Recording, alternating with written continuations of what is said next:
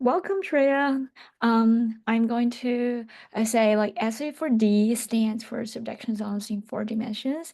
We're here to understand the limits and possibilities of predicting subduction zone geohazards. SZ4Grads is under the umbrella of SZ4D. It's a collaborative, interdisciplinary, and intercultural network for graduate students and recent graduates studying subduction zone processes. During the webinar, we've got live translated closed captions. If you need those, just click on the button at the bottom of your screen, and then you can choose whatever language you need to use. And also, we'll have the recordings up on YouTube for you to catch up later. Just search for SZ4Grads webinar on YouTube. So yeah, the webinar will be around 45 to 50 minutes. Mm, and today's webinar would be our second last webinar for this series. For the next scheduled webinar, which was supposed to be Morgan Brunet's webinar on January the 22nd, it's canceled. I'm sorry, but Morgan said she will present it in the next speaker series. But we still have another one on uh, February the 5th by Camila, which is in Spanish. So yeah, that would be the last webinar in our series for the spring webinar starting from the last semester. And today we have Shreya, who is a visiting assistant professor at the Department of Geosciences at Hamilton College. She's also a visiting scholar at the Department of Earth and Environmental Sciences at Boston College. She has very shiny CV. She graduated from University of Mumbai in 2014, and then she got her master's degree in geology in University of Auckland in 2017. Then she graduated from University of Auckland with PhD of geology in 2022. And she only did 1 year of postdoc in University of Houston, and then she got her assistant professor position. So yeah, we're very happy to have her here today to introduce her part of her research. And I guess you can start the webinar now. Welcome. Okay. Thank you so much. Can I share my screen now? So of course, go ahead. Okay.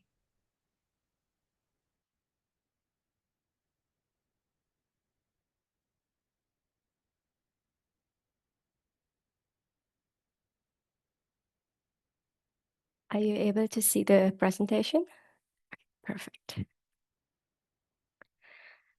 All right, hello everyone. Thank you so much for having me here today, and thank you for the introduction. I'm very excited to be here. And in today's talk, I'll focus on heterogeneity at volcanoes and how considering heterogeneity in hazard assessments and while interpreting monitoring data is crucial. So before I begin, I want to acknowledge some of my collaborators at the University of Auckland, Victoria University of Wellington, and CSIRO that have been involved in some of the work I'll be presenting today, and also the organizations that have funded some of this work. Okay, so let's start. So we all know that volcanoes are inherently heterogeneous, and their dynamic nature alters their structure, physical, and mechanical properties over time. And we can think about that in at two different scales. The first scale is we can think about as the large-scale heterogeneities that occur at meters to kilometer scales. Here we have a schematic of the internal structure of a stratovolcano where we have layers of lavas and pyroclasts in the steep upper part of the edifice. Then as we go to the gentler slopes, there are debris of pyroclasts that might have tumbled down either during the eruption or later in a landslide or post-eruptive erosive processes. And as the volcano undergoes cycles of destruction and regrowth, we have remnants of the older volcano underneath and then the substrate. So these by itself produce mechanical contrast within the volcano, as the physical properties of lavas and pyroclasts are very different. And then we have landslide deposits, fresh intrusions, all of which again have different physical properties. Next, we have structural discontinuities resulting from tectonics and fracturing. And you can see the faults here, fractures developing in the edifice. And finally, we have fluids. We have a hydrothermal system, whether it's fluids from magmatic origin, meteoric origin, or just hydrothermal fluids. They react with the rocks in the volcano and produce alteration. So now this is an idealized volcano. In reality, the surface topography as well as the subsurface structure are not so evenly distributed across the volcano. And we also have very little knowledge of what the conduit structure at most volcanoes looks like. So to give you an example, this is an image of the P-wave velocity structure of Mount St. Helens, Washington, imaged with local earthquake tomography by Gregory Voigt and Seth Moran. And it shows the west to east cross section and highlights the low velocity anomaly directly beneath the volcano. We also see the uneven distribution here with the higher velocity anomalies towards the east due to intrusions rather than the west. And then we have another example here of Iliamna volcano in Alaska by Dana Peterson and co-authors. And here what we have is three models that are resistivity and magnetic susceptibility models taken across the tracks on the top image, the blue tracks. And those, as you can see, just from the colors itself, that even in parallel tracks, we have very different heterogeneities. So the upper 350 meters, like below the white line, is the resistivity model, and below that is the magnetic susceptibility model. So this highlights that the heterogeneities are actually, changing across the three dimensions of the volcano structure. And all of these large-scale heterogeneities are dependent on the microscopic properties of the host rocks. At the base, we have the petrophysical properties, which are the physical and chemical characteristics of the rocks, like mineralogy, porosity, how well connected those pores are, the permeability, the shape of the pores. Are these more fracture-dominated systems, or do they actually have spherical or ellipsoidal pores in them? And then these microscopic petrophysical properties sort of build up to form more macro and microscopic properties like the geomechanical strength of the rocks, which are important and of interest for volcanic hazard assessment, and the geophysical properties that are important for interpreting monitoring data. For example, if it's seismic data that we are interested in, then we would look at the elastic properties of the rocks. Now, we may change the frequency of the waves we use to characterize these material properties based on the scale we are investigating at, but the concept stays the same. If you're interested in the magnetic properties of the materials, then we would be interested in figuring out what the signatures of different materials look like in the magnetic data. And if it's electrical properties, we'll likely be more interested in both characterizing the fluid flow heterogeneity as well as the rock matrix heterogeneity. And this gives a nice visual of what small-scale heterogeneities can look like. These are samples we collected from Whakaari White Island volcano in New Zealand. It's New Zealand's most active volcano. And just visually, you can appreciate the difference in mineral composition, porosities these rocks have, and how that would turn into different geomechanical and geophysical properties on a larger scale. So overall, heterogeneities develop and also evolve over time with changing thermohydromechanical conditions related to, first, the depth. The changing pressure temperature conditions with depth obviously change the porosity and permeability as we just go deeper down the volcano with fractures closing. Then we have rock fluid interactions that change the petrophysical properties of the rocks by hydrothermal alteration. We have regional tectonics leading to things like gravitational spreading or seismicity-related instabilities.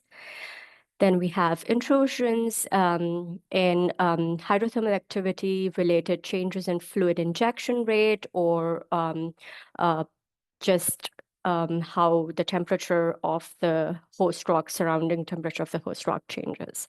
Then we have eruptions that would either add new material over the edifice or sometimes even change the internal structure completely with collapse and regrowth of the edifice. And finally, we have superficial processes like erosion that change the volcano's topography as well. So here's an example of how heterogeneities can evolve with time in a volcano. And this shows an example of how the pH of the fluid changes the minerals that form due to rock-fluid interaction. So for example, if we have acidic fluids, we're going to form sulfates like alunite. If we have more acidic neutral fluids that are reacting with the rock, then we would form like minerals like cristobalite and quartz. And as we move more towards the neutral conditions, we start seeing more clays. And then we have things like in the alkaline condition, we can also observe calcite. So there's a spectrum of several overlapping conditions of minerals as well as with different temperature pressure conditions. But this shows how small-scale heterogeneities can evolve in the volcano over time. So the big question is, why are these heterogeneities important? And here I'll discuss some of the recent results from a study on Augustine volcano. So Augustine volcano in Alaska is a high-threat volcano according to the USGS National Volcanic Threat Assessment. It has had a history of large-scale slope failures, producing debris avalanches and cascading hazards. So over here, all the abbreviations at the lower slopes of the edifice are actually abbreviations, are directions in which past debris avalanches have flown in.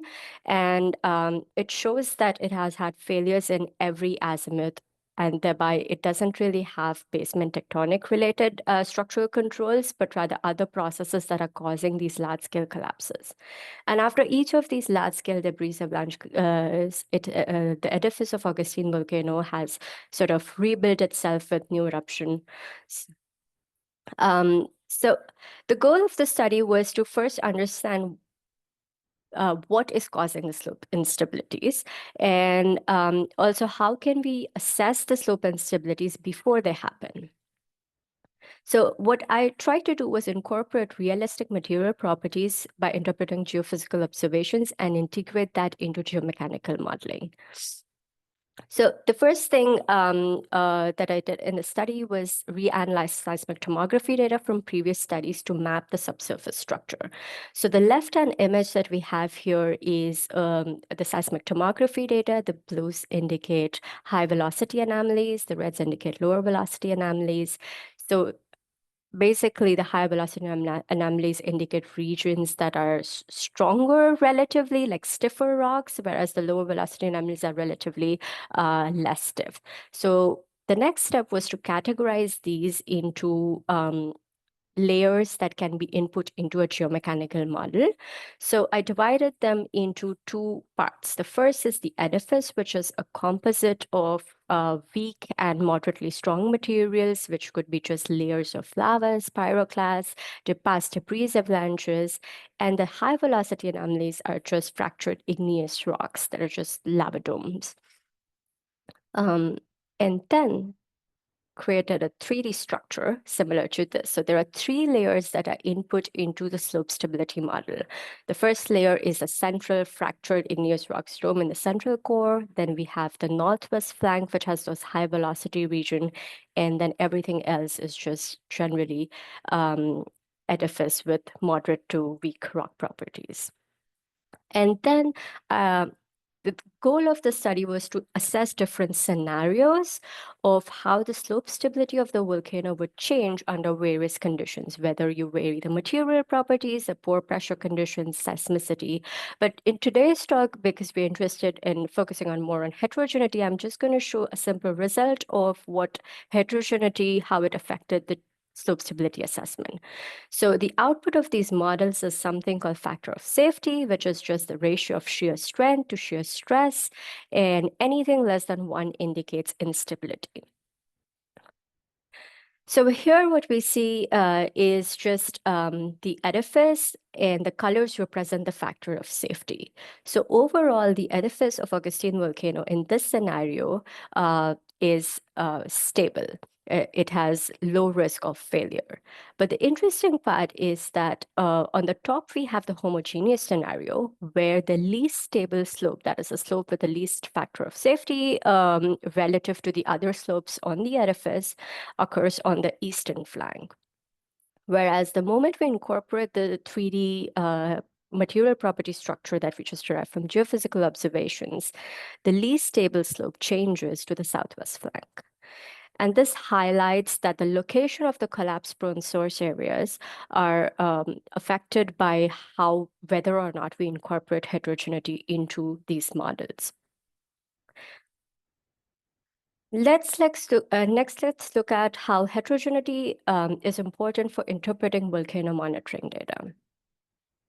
So we use ground deformation modeling either from ground-based methods or space-bound methods widely for monitoring volcanoes, usually because deformation precedes a lot of the eruptions. So on a study by Biggs and co-authors of the 198 volcanoes they studied over an 18-year period, 94% of the volcanoes that did not deform did not erupt, whereas 46% of the deforming volcanoes erupted. And that's why ground deformation can be a great tool for even identifying precursory unrest. But other than that, inverting these ground deformation data using modeling can help us understand what the subsurface processes occurring inside the volcano are. So for example, we particularly use elastic analytical solutions and numerical models to interpret ground deformation signals.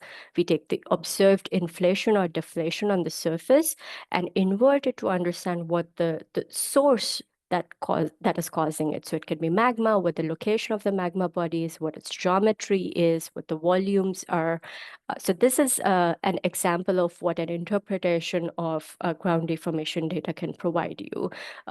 Look at what the subsurface pressures, either from the magma or the hydrothermal system, are actually causing the inflation or deflation you're seeing. Generally, all of these elastic models are underpinned by a fundamental factor, which is the elastic moduli of the volcanic medium. So for example, the inflation or deflation of a magma body is often modeled as a pressurized spherical cavity within a homogeneous elastic half space. So the schematic diagram here shows a pressurized sphere, which is the white circle, within a semi-infinite elastic body, which is the gray body. And the UZ and UR are displacements that are calculated in the vertical direction and radial direction with the formulas below. And A is the source radius and H is the depth of the source. So what you see here is the E is the Young's modulus, and then we have the Poisson ratio, which define what the elastic medium actually is.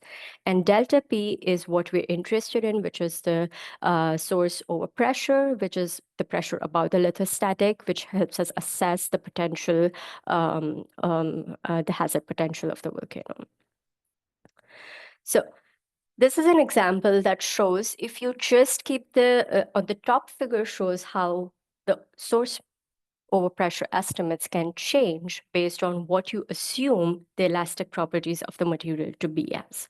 So if we keep the Poisson ratio constant at 0.25, then by just changing the Young's modulus from, say, 5 to 30 gigapascals, the source overpressure that's estimated changes from 0.67 megapascals to 4 megapascals. And the figures below show how the pressure changes with Young's modulus. The B figure is if you keep the source radius constant and vary the depth of the source, you can see that by choice of your Young's modulus, the pressure change estimate is very different. And figure C is showing for a constant depth, if you vary the radius of the source, it still depends a lot on the Young's modulus. This is another study where by incorporating just depth-dependent heterogeneity into the Young's modulus. So instead of considering the whole medium to be of one constant Young's modulus, if you put a depth-dependent variation of the Young's modulus, how the displacements change. So the right hand side is the horizontal displacements. We see that the horizontal displacements of a heterogeneous model are much more higher than what you would estimate if you just considered a volcanic medium completely homogeneous, whereas the left-hand one shows the vertical displacements where we are seeing that the relative vertical deformation is underestimated the source depth by about 1.1 kilometers based on whether you assume homogeneity or not. So how do we get to better understanding and characterizing these input parameters? And I've been working on developing a lot of these constraints in the lab. And today I'll discuss results from two volcanoes in New Zealand. One is White Island and the other is Mount Taranaki. So White Island is a very active volcano with an active hydrothermal system, whereas Mount Taranaki, on the other hand, is an active volcano, but it doesn't have a dynamic hydrothermal system like this one. So for example, you can see there's fumaroles. You can already see the yellow colors, which are hydrothermally altered rocks. There's a crater lake. So the hydrothermal alteration that occurs on White Island is very dynamic and compared to Taranaki, where the system is active only during unrest periods. So on White Island, we sampled rocks from the surface, which were the surface sulfur flows and vesicular lavas.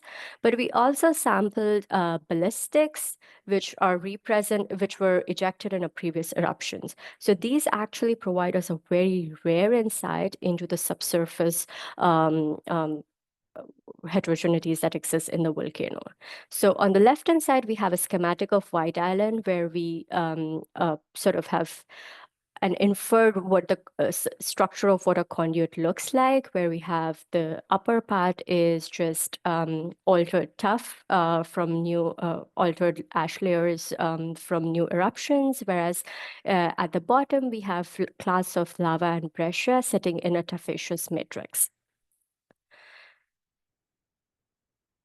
So we analyze these first to characterize what hydrothermal alteration these rocks have gone through using X-ray diffraction analysis, amorphous material quantification, thin section analysis, backscatter electron imaging, energy dispersive spectroscopy, and X-ray maps. Then we try to understand how these hydrothermal alteration-related changes have affected the fluid pathways by characterizing the porosity and permeability at both atmospheric and hydrostatic pressure conditions. We looked at how the inelasticity in these samples, the pressures at which inelasticity starts at these in these rocks, and verify them visually in backscatter electron imaging. And finally, we were interested in understanding what the corresponding geophysical signatures of these rocks are.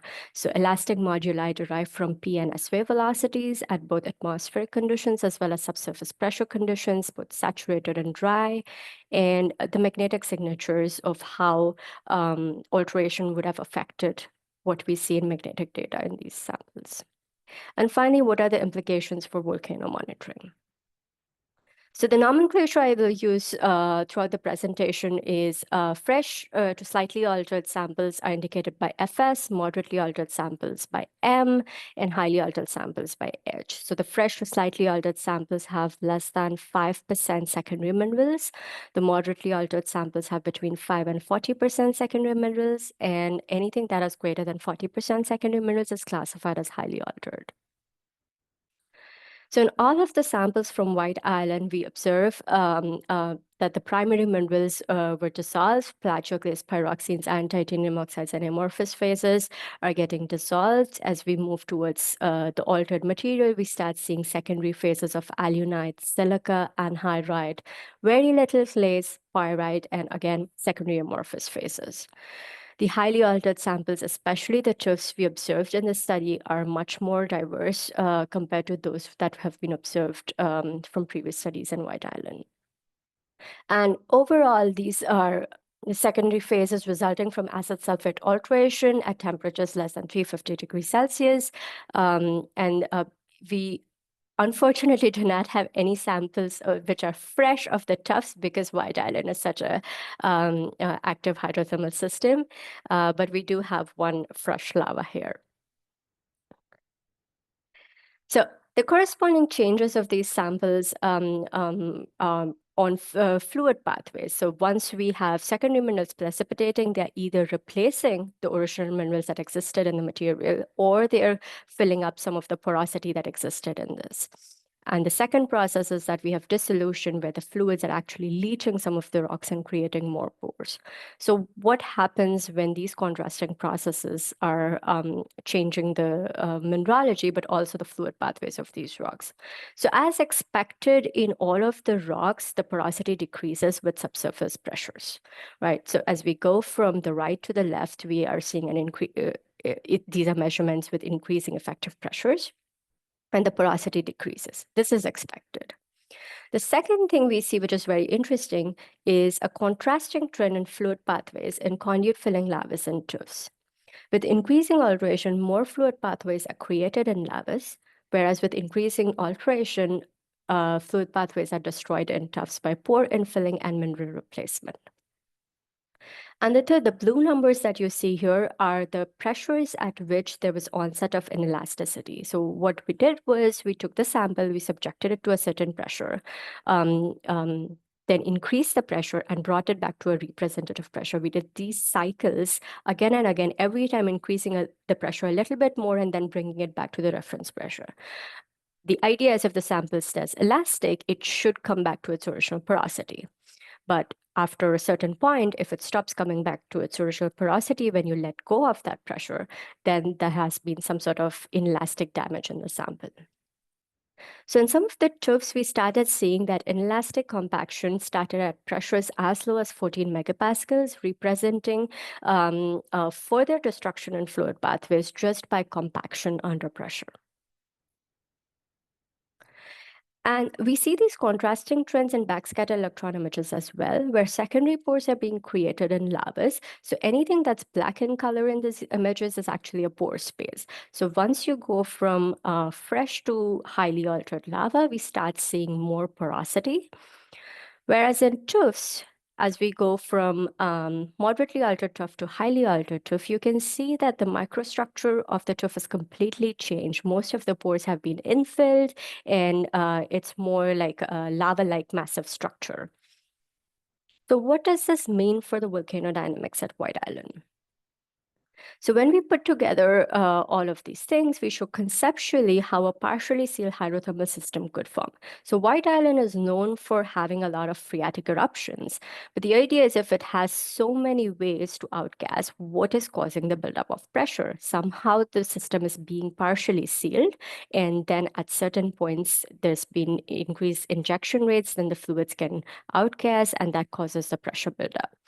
So what we think is happening is that in the conduit, the fluid pathways are first reduced under subsurface pressure. Then over years to months, the hydrothermal alteration creates new fluid pathways in lavas and reduces them in tuffs. And this allows for zones of low porosity and permeability to form within the conduit while still allowing degassing. And when the fluid injection rates are high, the critical balance between the injection rates of fluids and the outgassing rates could be forming the partially sealed system and predisposing the volcano to eruptions. And such fluid pressurization under tuffs can explain the reduced tremor observed before many eruptions at Fakari. So right before the eruptions, we see an increase in a few weeks before the eruption, we see an increase in seismicity, but right before the eruptions is always this decrease in seismicity, indicating that there's some sort of pressure buildup that's happening, and maybe these hydrothermal processes are sort of an explanation that could be restricting fluid flow through the tuffs and causing that pressure buildup. So in terms of geophysical monitoring implications, we find that the elastic moduli of the samples range from 5 to 63 gigapascals. At Fakari, the ground deformation source modeling assumes the subsurface to be homogeneous and elastic, like we spoke about in the previous slides, with the past studies using 2.5 gigapascals or 30 gigapascals as the representation of the elastic medium. But as you can see just from the nature of this, that the volcano is very heterogeneous. The Young's moduli of the volcanic rocks that are in the conduit and on the surface are very different.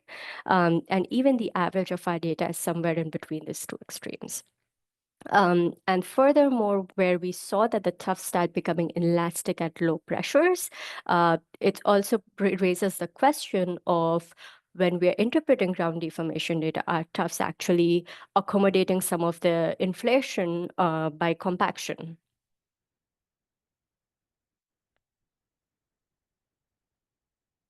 And in the magnetic data, we see something interesting. Now, here, the background is that usually when we interpret magnetic data, we assume if you want to look at hydrothermally altered rocks, you're going to see a decrease in magnetization. You're looking for rocks that have relatively lower magnetization than the fresher rocks.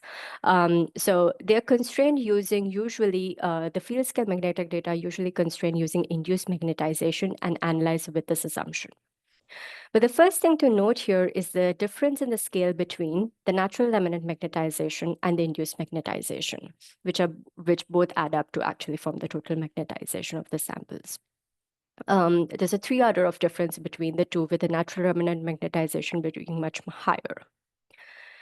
And what we find is that in the case of lavas, the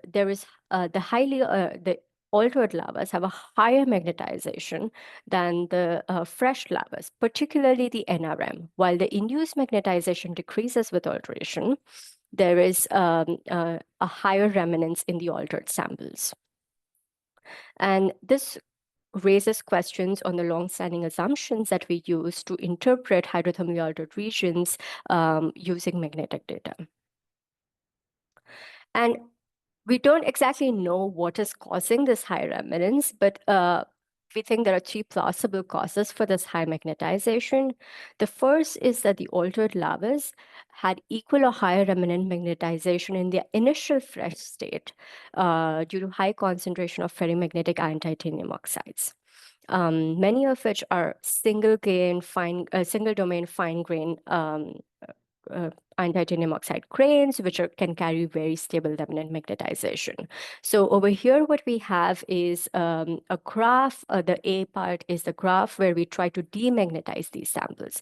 Now, if we have these very fine single domain grains that can efficiently carry natural remnants, then they're going to be harder to demagnetize compared to larger grains that are easily demagnetized. And as we try to demagnetize these samples, you can see from this graph that the altered samples are much harder to demagnetize, which we interpret as the presence of single domain grains in them. And we visually also see that as the samples get altered, the iron titanium oxide grains in the backscatter electron imaging, while we don't have enough resolution to actually gather a lot of the single domain grains by itself, but we see a decrease in grain size of the iron titanium oxide grains in here. The second we think is that it could also be that the ferromagnetic grains in the lavas were being shielded from being consumed in the alteration processes. And finally, we think alteration may have produced new ferromagnetic grains, but we were not able to actually see them. But it is a potential reason why we might have seen much higher remnants in these samples. So over here, we see that there's no iron titanium oxide phenocryst in the highly altered lava, but we have smaller grains in there in the ground mass, which are surrounded by glass, and maybe this glass is sort of preventing it from being leached into the solution. Now, usually we assume glass to be something that gets leached first, but because the conditions are really highly acidic at White Island, we might start dissolving other minerals. Some of the studies have found that there are other minerals like pyroxenes or plagioclase that get dissolved first in highly acidic conditions before glass would. We did a similar study at Mount Taranaki. So Mount Taranaki, like I mentioned, doesn't have an active hydrothermal system that's as dynamic as White Island. but it has a large history of debris avalanche collapses as well as lava dome collapses. So here we were interested in understanding how hydrothermal alteration would affect lava dome stability. And we collected lava class from the block and ash flow deposits that from past collapses, as well as samples from the summit dome area. And again, just like White Island, we observed that these samples have been altered by acid sulfate alteration with alunite and silica phases forming primarily. There's little to no clays in these samples. And almost all of the primary amphiboles, feldspars, and pyroxenes are getting dissolved. In terms of fluid pathways, except for the lava clasts that form that are from the debris avalanche deposit indicated by the A and B boxes, the porosity and permeability of all the samples have a low dependence of pressure at shallow depths. And as alteration-related changes in the pathways are harder to infer from these samples. There's a wide range in the porosity from 5 to 38% and 8 orders of magnitude variation in permeability.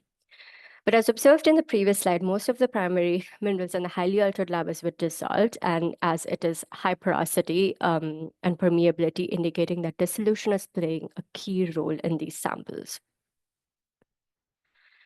We also looked at the corresponding elastic properties of these samples, where we again measured the Young's moduli of the rocks. And what we observe here is interesting. We see that the fresh to slightly altered lavas have a much lower Young's modulus than the altered lavas. Now, we usually assume that anything that has undergone alteration is going to be weaker. But here we are seeing that the altered material are actually much more stiffer than the fresh material. So it shows that not all types of alteration can weaken rocks. And to investigate this further, what I did was we tried to determine whether it's just the mineralogy that's controlling it, because silica, the alunite and cristobalite have very similar Young's modulus to the other primary minerals. Whereas if you had clays that were being produced by alteration, then you would actually see a significant decrease in strength because the Young's moduli of the clays itself is very low compared to pyroxenes or plagioclase.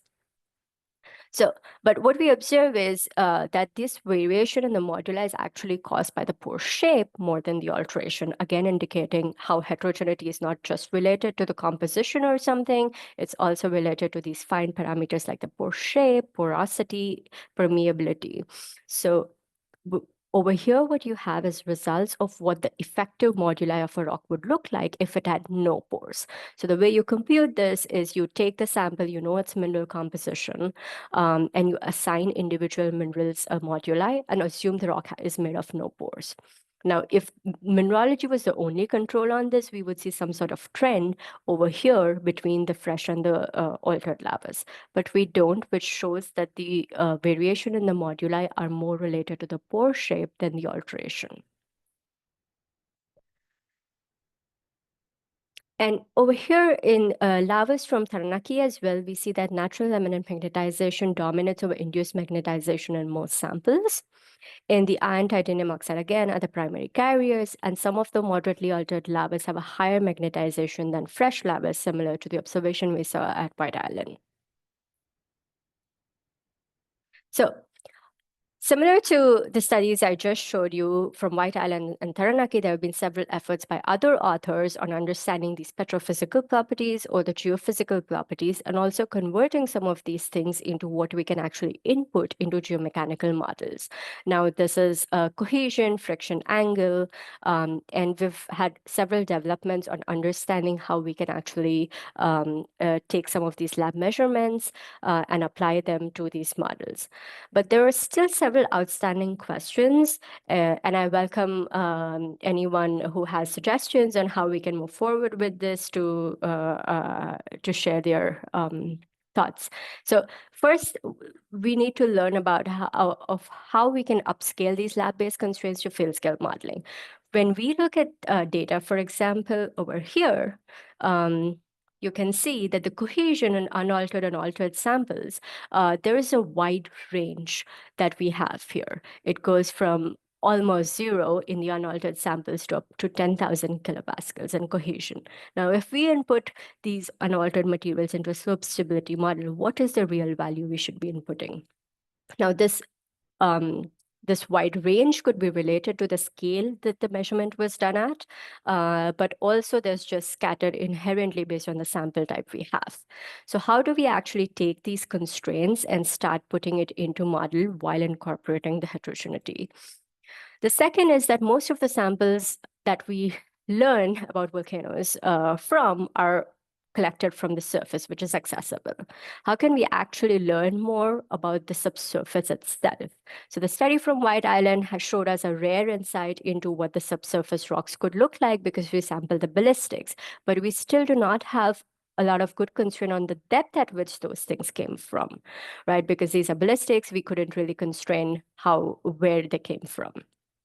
Um, then finally, how do we recreate subsurface conditions in the lab to develop these experimental constraints? If we want to directly apply these into a lot of the modeling, how can we create these constraints at realistic pressure, temperature, and saturation conditions, or even varying fluid flow to get constraints for realistic conditions that go into the models? So there's a lot of progress in this area, but we still have a lot to understand about how heterogeneous volcanoes are and interpreting field scale data and larger scale heterogeneities from it, both for hazard assessment and monitoring. So thank you. I'd be happy to take any questions now.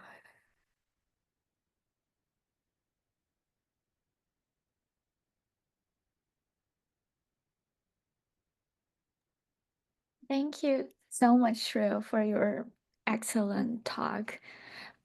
So if you have any question, you can either type your messages in the chat or put them in the Q&A box, or you can just raise your hand. We can um, let you talk. Mm,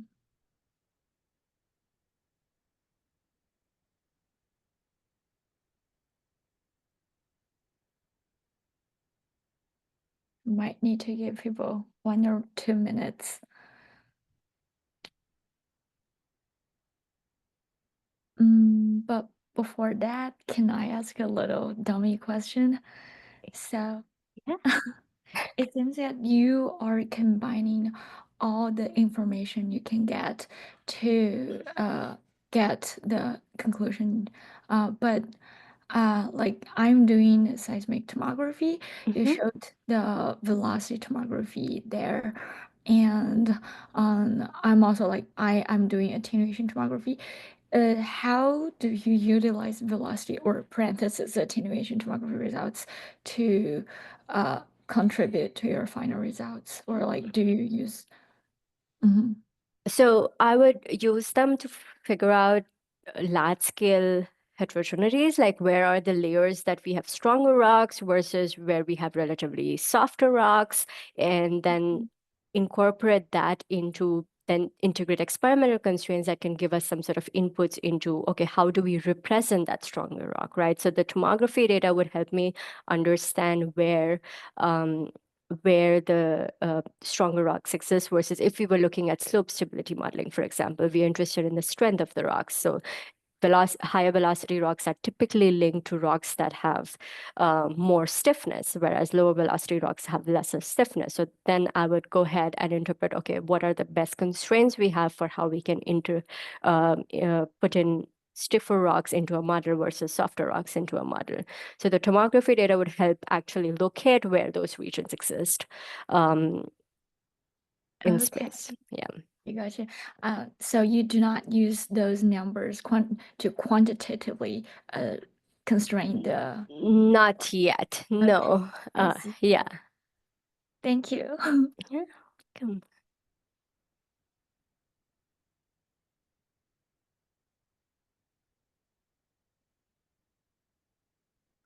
Mm.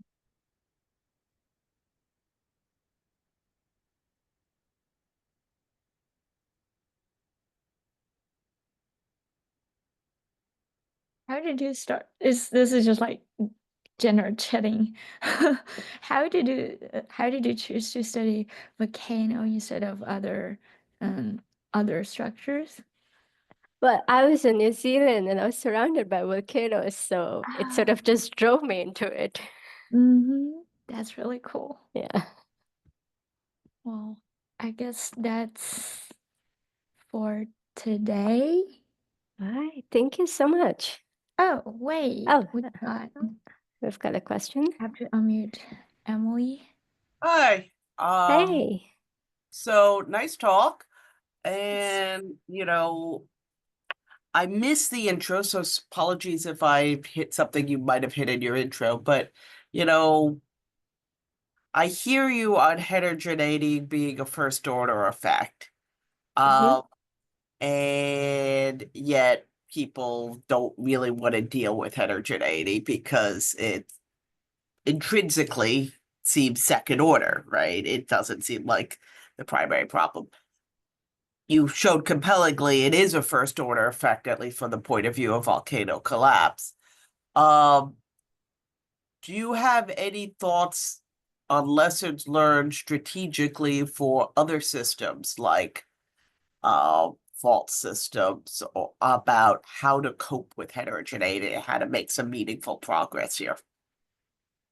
With fault systems, I haven't looked at much yet, but I think there are a lot of parallels to be drawn in terms of just if we wanted to understand the behavior of slip mechanisms, for example, the heterogeneity is sort of at the base of it, right? Like with the minerals we have or the pore structures, the fractures we have, it all starts small.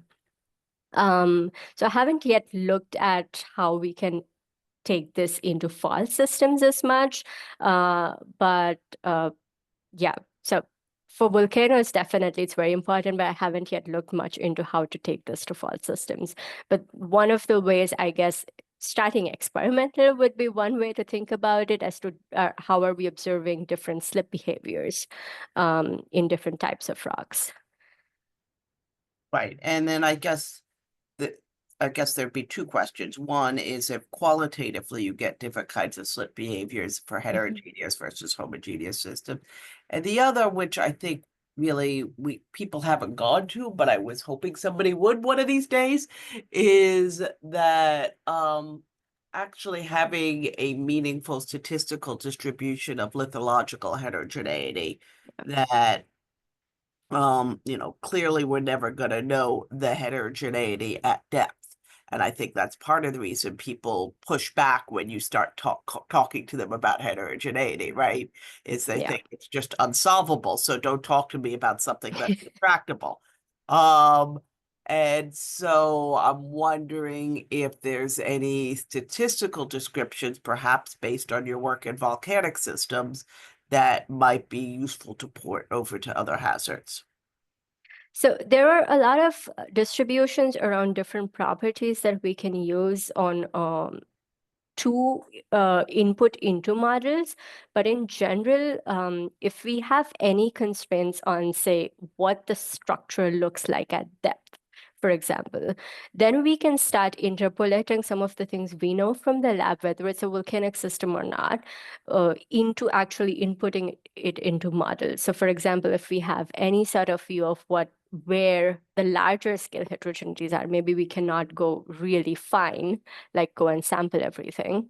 But if we kind of have a view of, for example, from tomography or something of where the structures are, then we can start playing around with, okay, if we know that the elastic moduli of this ranges from my experimental constraint between, say, 50 and 100 gigapascals, let's play around with the simulations for those.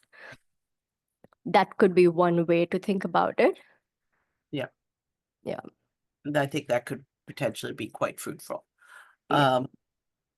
All right. Well, thank you. Nice talk. Yeah. Thank you Work. so much. Thanks.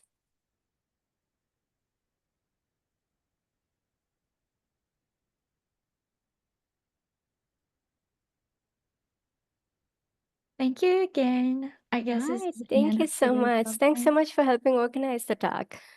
Thank you so much. We had Yeah. fun. We learned a lot from your talk. Yeah, I had And fun giving the talk. Thank you.